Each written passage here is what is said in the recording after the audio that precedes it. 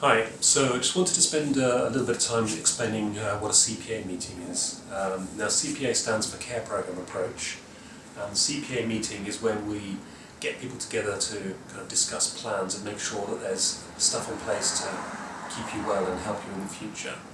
Now the people that are invited to the meeting, obviously yourself as the young person we're looking after, but your family or carers, people from the team that be involved in your care, and then people from other agencies or teams that have a role to play. So we invite the outpatient team, they're going to be looking after you leave hospital. But if it's relevant, then maybe somebody from school or possibly a social worker if they're involved, or any other key person that has a role to play. Now, and the CPA meeting is usually held in the family room, although sometimes we use the conference room if there's a lot of people and we just need a bit more space. Now, it would be helpful just to take you through the format of the meeting. The first part of it is what we call a summary of need, and that's where we just kind of summarise what the important needs are under different headings. The first heading is about mental health needs, so we talk about the problems that brought you into hospital and how things are progressing, and then talk about the treatments, things that have worked or stuff that hasn't worked, things that might be really helpful in the future. So that will include maybe talking about any medication if that's been used, or like one-to-one treatment that you've had, so maybe CBT, whatever's the important areas of your treatment. And then there's a heading about relationships, and that's talking about strengths as well as difficulties, and how you're getting on with other young people, or are there any issues about how you're getting on with people in the family. And again, it's just about identifying stuff that's important that people need to pay attention to. Accommodation needs. Now, if you're just going back to live at home, that's maybe just very straightforward, you don't have to worry about that. But there may be some situations, if somebody's not able to go back to where they were living before, then that can be an important area we need to think about your future needs. Likewise, finances, sometimes very straightforward, but if just in case there's any sort of benefit issues or other financial things we need to highlight. The next heading is called daytime activities, but that includes education, so that's often a very important area about your educational needs. Just making sure that there's the right kind of provision in place, you've got a school to go back to that's suitable for you. Again, sometimes can be very straightforward, but maybe if there are problems in that area, then that might need particular attention, particularly if there's a case for maybe going to a different school, or finding a college or a place that might work for you. Daily living skills, next heading, so that's just about sort of day-to-day functioning, being able to look after yourself and hygiene and self-care and that sort of thing.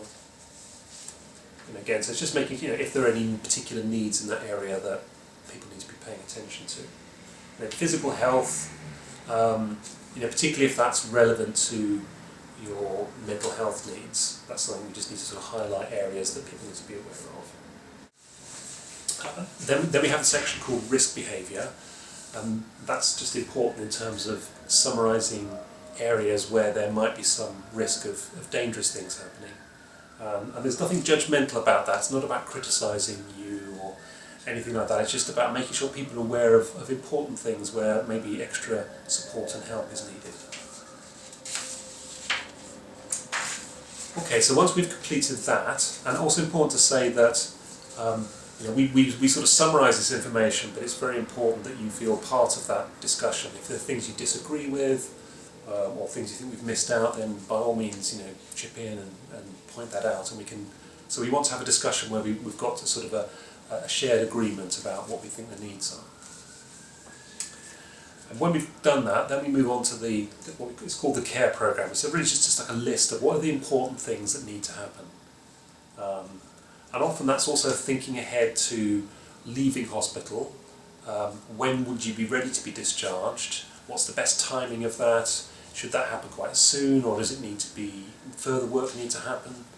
And then we're listing the sort of treatment that needs to continue and the kind of support that you'll need, particularly in the longer term after you've left hospital. So it's a list of all the things, whether medication has been involved, which is not always the case, but whether that needs to continue. And the type of psychological treatment or other therapies maybe that work particularly well, it's making sure that you continue with that support.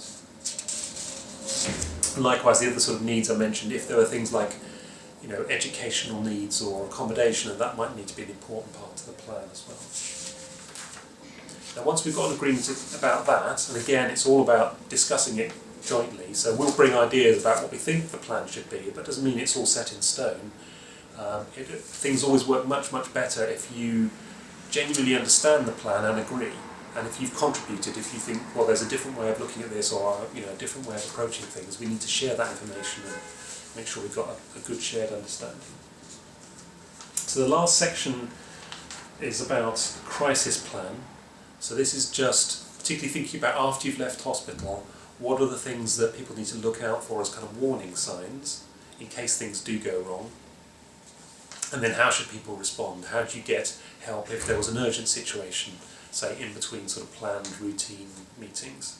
And it's like identifying who's the key person to contact, what to do if there are problems out of hours, that sort of thing.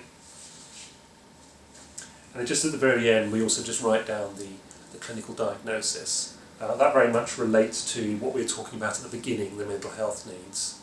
And it's the same kind of description that we would have already put into the notes. And again, it's very important if you don't agree or understand about that, then let us know. We can spend more time talking through that. Okay, so that's it for how the meeting works. That's the format of it. And in terms of the timing of the meeting, so normally we would kind of aim to do it after a long enough time that you've been on the unit, we've got to know you properly and understand the sort of needs and figured out what sort of treatment is really working or not working. And usually you want to time it for when we can start planning ahead to when you're ready to leave hospital. And that can vary, so sometimes it could be just within maybe a week or a couple of weeks of coming into hospital, sometimes it can be a bit longer. I mean, sometimes if things are quite complicated and difficult and it may be staying in hospital for a longer period of time, maybe it'll be necessary to have more than one CPA meeting. Now, as I mentioned before, you are a very key part of the meeting, and we're very keen for you to attend the meeting.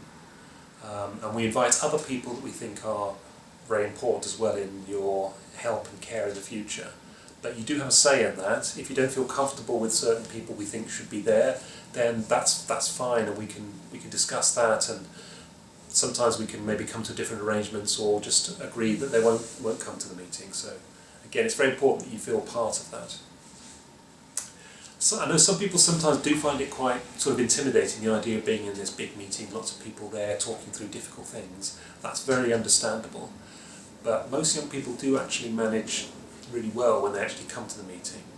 If you really don't think you can deal with being in the meeting, that's fine as well. Just very important to talk to somebody in the team that you feel comfortable with, so you can kind of convey your points that you want to get across or your concerns, so they can be brought to the meeting. And also there's the ward advocate. So that's somebody who's like an independent person who can represent your views, and they're a very good person to approach.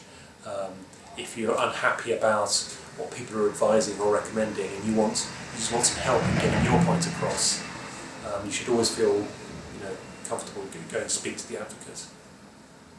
Okay, so I hope that's been helpful as an introduction. Obviously, approach anybody in the team to talk about CPA meetings if you have further questions. Thank you very much.